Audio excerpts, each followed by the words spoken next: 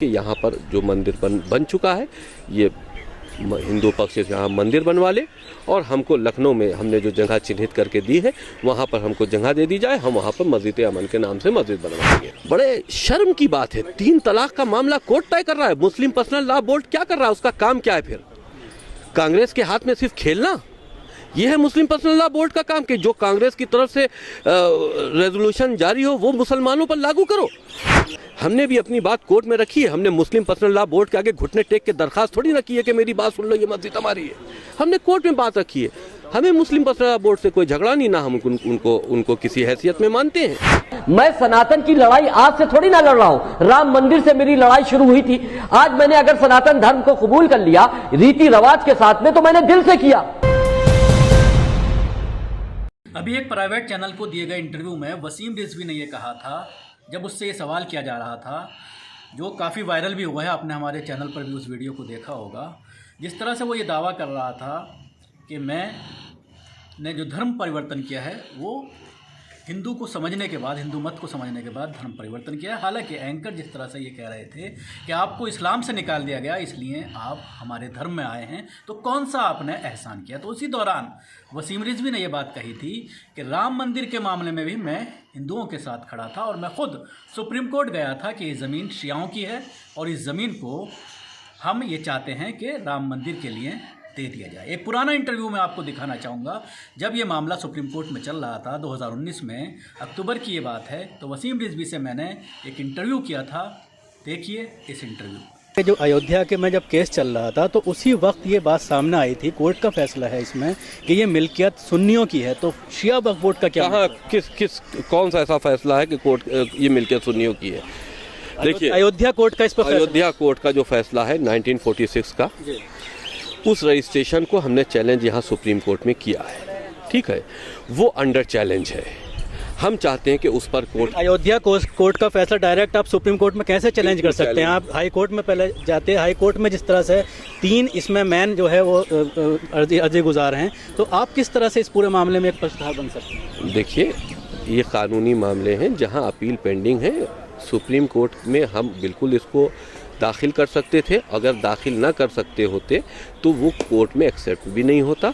वो इसी जो ये मेन केसेस हैं इन्हीं के साथ में अटैच है, सुनवाई उस पर भी होगी, फर्स्ट डे ही वो खारिज हो जाता। ऐसा नहीं है, सुप्रीम कोर्ट किसी केस को सीधे तौर पर टेकअप नहीं कर सकता, ऐसा कुछ नहीं है।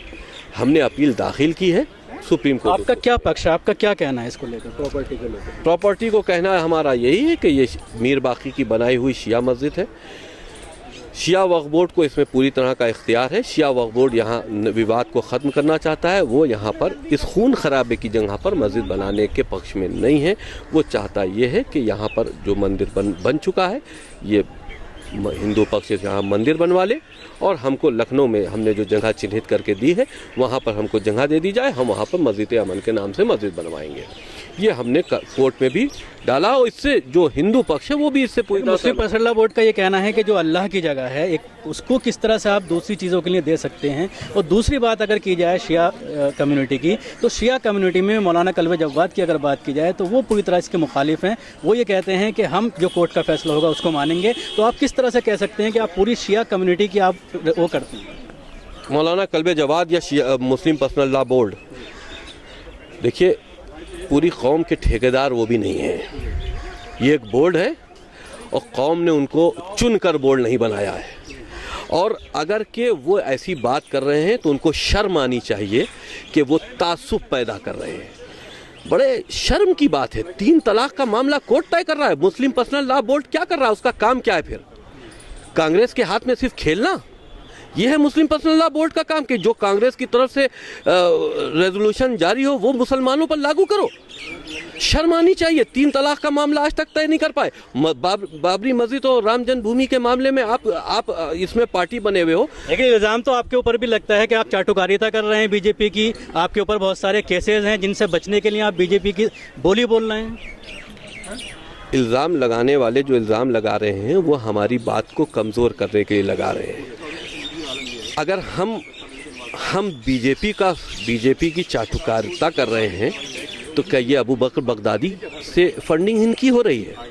ये हिंदुस्तान का माहौल किसके कहने पर ख़राब कर रहे हैं? देखिए, ये सब बेवजह के इल्ज़ामात हैं। तुम हमको गलत कहोगे तो हम पलट कर तुमको भी आईना दिखाने की कोशिश करेंगे।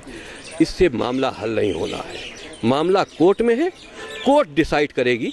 हमने भी अपनी बात कोर्ट में रखी है। हमने मुस्लिम पर्सनल लॉ बोर्ड के आगे घुटने टेक के दरखास्त थोड़ी ना की है कि मेरी बात सुन लो, ये मस्जिद हमारी है। हमने कोर्ट में बात रखी है। हमें मुस्लिम पर्सनल लॉ बोर्ड से कोई झगड़ा नहीं, ना हम उनको किसी हैसियत में मानते हैं। तो हमने बोर्ड में बात रखी हो। वक्फ बोर्ड के मामलात में मुस्लिम पर्सनल लॉ बोर्ड का दखल क्या है, आप हमें ये बताओ। वक्फ मस्जिद वक्फ होती है, लेकिन शुरू से एक पार्टी है मुस्लिम ठीक है, वो तो कोर्ट तय करेगा ना। कि यही तो बात हमने कोर्ट के सामने रखी है कि कौन जेन्युइन पार्टी है, किसको निर्णय लेने का अधिकार है। यही तो बात हमने कोर्ट में रखी है ना, कोर्ट को तय करने दो। बातचीत की जो बात आती है, बातचीत से क्या इसका कुछ हल हो सकता है? देखिए, हमको गाली देने से कोई फर्क नहीं पड़ने वाला। अगर के पूरी दुनिया का ये कट्टरपंथी मुसलमान एक तरफ खड़ा हो और हम अकेले एक तरफ बचेंगे, तब भी हम मुसलमानों के मफाद में ही बात करेंगे। सुलह समझौता कर कर इस मामले को ख़त्म करना। एक मस्जिद पर आप सुलह करेंगे, उसके बाद और बहुत सारी मस्जिद हैं जिनको लेकर के दावा किया जा रहा है, यहाँ तक कि ताजमहल तक को मंदिर बताया गया है। तो कहाँ कहाँ आप झुकोगे? आप लड़ते रहो, बंदूक उठाओ ना, ये माइक क्यों लिए हो? बंदूक उठाइए और लड़िए। इसीलिए तो हमने कहा था कि जिहाद की यहाँ ज़रूरत नहीं है।